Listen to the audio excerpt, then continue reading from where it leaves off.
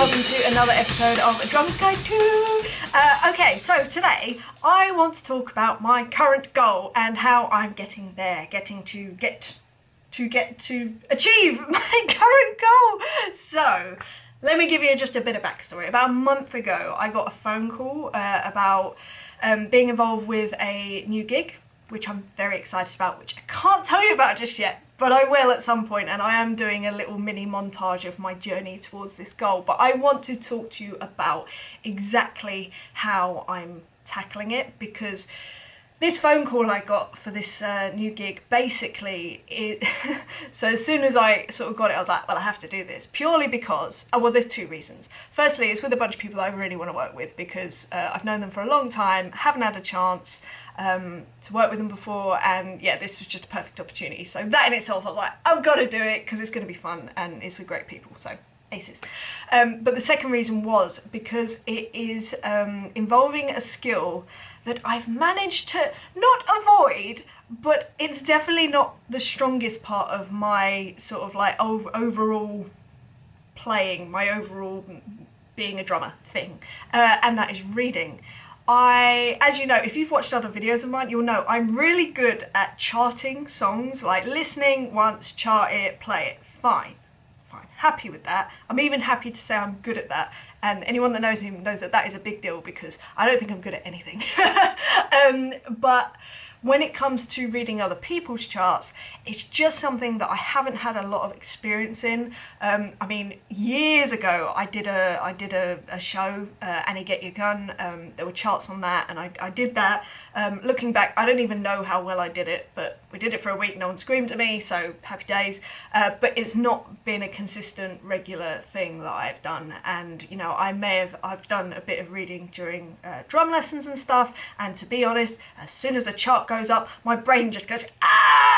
And then I just lose it. I even lose all my musicality, my ears. I don't even use my ears. I mean, it was just ridiculous. It's just one of those fear things. As soon as I'm in that situation, I'm like, ugh. So, yes, this gig involves reading. And as I said, as soon as I realised that, I was like, well, I've got to do it. Luckily, I've got another, where are we now, August. I've got basically 2.5 months to get this done. I've been doing a bit of work on it. I'm already feeling a lot more confident about it, which is great. And I was in a starting place that was further ahead of what I thought I'd be, which is amazing. I'm so happy, I can't even tell you.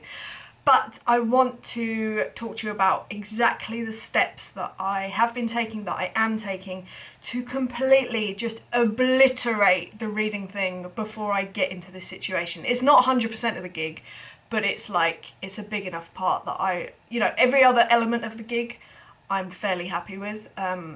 You know, as much as you can be. At the end of the day, you do get thrown in a room and you just get on with it. But I know that I've got enough skills that every other element about that gig, I can do it. So let's get on to this reading thing. So very lucky in that there are charts that have already been done from previous times on this gig. So I've been given a bunch of those, which is awesome, because what that means is I know because charts, not being funny, they can be written in any which way. There are so many different types of charts, types of like ways of writing things. Obviously learning, I've done a lot of reading from books, like exercises. They're written in one way because they're written by drummers for drummers, so they're written in one specific way. And then other charts are written by like people that have never hit a drum in their life, and they've been written in a completely different way. And then but luckily these charts are written really nicely, but they are slightly different to what I'm used to, but it's absolutely fine. So the good thing is I have those as a reference point, which is great. And there's around about, I think there's like 70, something around that, of these charts, which is great. So I've already, okay, right, here's what I did. So I really wanted to know where I was at with reading. So what I did was, I made a monstrous logic set where I had all 70 songs. Now I'm saying that is 68 songs, and every song luckily has been recorded to click. So, well, actually not all, but most. I had the recordings of each song on one track, and then I mapped out different tempos for each song, so great. And I matched it to the chart. So for instance, if there was like a 1 bar count in, a 2 bar count in, or no count in, or whatever, and then I would stop the click at the end of the song. So yeah, cool. And then what I did is I would sort of go to I'd make markers as well. So I'd go to the marker of the song and then mute the recorded version of the track, and then I would play the chart just to the click. Play it through, okay, cool, and then I would stop recording, and then I would unmute the audio track, and then I would see how I did, like basically testing myself next to the what it should have been, basically. And like I said, I was pleasantly surprised. It was not perfect. Oh, I'm having trouble connecting to the internet. That's fine. Take a look at the help section in your Alexa app. Stop. Okay, I've muted her. So then I would see how I did, basically. And I was pleasantly surprised. It was not 100%, definitely not, but it was sort of like a lot closer than I thought it would be, which is awesome. The things that I realised that I struggled with a lot were things like accents. If the song was really fast, just the speed of my reading is still currently is not great. It's okay, probably up until about sort of 130 BPM maybe 140. But there are a couple of really fast tunes that I just get a bit overwhelmed. That's the other thing. I was getting very overwhelmed with so much information, and it was just learning how to sort of like pare that down so that I knew what to look at and what to focus on. Because I get overwhelmed quite a lot. I'm sure I've spoken about overwhelm enough on these videos. But what else did I struggle with? I think that was pretty much it. But like I say, I was doing better than I thought, so I was like, cool. So then the next time I went round, I decided, okay, let me involve my ears, because that probably will help. It's not like I'm going to be playing to a click on the actual gig. So I then re-recorded myself, but then doing it with the backing track. That helped immensely, and I was like, cool. Musically, it makes more sense, and I felt more comfortable, so that was good. But like I said, from doing these two processes, those were the things that I worked out that I really need to work on. So now I'm basically just totally overdoing it. So every day I'm doing like an hour's practice, which doesn't seem like a lot, but I don't want to overwhelm myself. I want to be kind to myself. I know I have the time and it's fine. And then one day I do a few more hours just so that it's like a solid day that I can really get into a flow of stuff. But here are the things that I'm basically working on. And they are just creating exercises basically to pinpoint those weaknesses, which were the accents, playing fast, and just not being overwhelmed by all the information that's coming at me, especially when I'm playing fast. So what I've done is I've taken old drumming books that I've used for years, like literally years, and yeah, created exercises to help eliminate these weaknesses. So it's things like using Louis Belson, was it reading in 4/4? I should have actually had these. They're all in there. They're all in the studio right now. So Louis Belson's reading in 4/4. I think that's what it's called. Like the New Breed book. I've got this. Oh, I have got one here. The Syncopation for the Modern Drummer. And it's basically just because there's another one, a Rick Latham book as well. Advanced Funk Studies. That's another one. And sure, there's another one. Anyway. The reason for doing it in loads of different books is that they're all written in slightly different ways. Things like the Louis Belson one uses a lot of ties, which again, I'm not, do you know what, I'm more used to it than I thought I was, but I didn't think I was very used to it. And then, whereas the New Breed is very clean, there's no ties really, but there's a lot of dots and there's all sorts of that. So, it's just using different ways of seeing things, of reading things, and then I'm doing each sort of like, I've taken a section of pages and then I've done them at different tempos, so from 60 to 160, I think, 60 to 160, and I am doing, say, a line of time, just with the accents, so they're basically, I should show you, let me give you an example.